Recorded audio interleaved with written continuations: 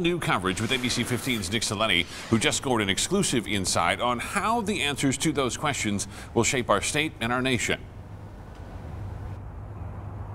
Steve, Steph, I sat down exclusively today with former Arizona Governor Jan Brewer, a key Trump ally, but also a Flake supporter. She says the game of politics is a tough one and expect anything but the status quo.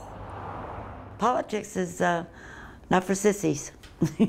But this is the time when you start getting into the primaries, when you kind of pick up and pick sides, and now is the time. Political vets like former Arizona Governor Jan Brewer know the road to 2018 is a bumpy one already, even with the midterm election still more than a year away. It's a tough election year, and things are so different than they ever have been before.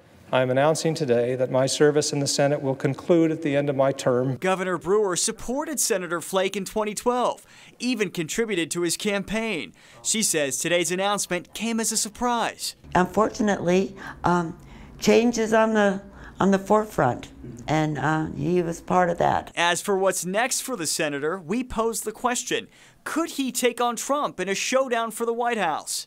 That's fascinating. I mean, that's his prerogative.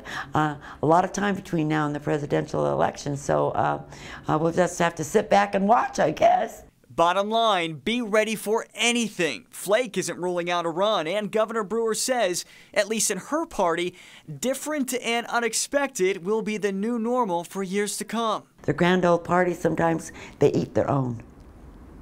Do you feel like that's happening now? I do.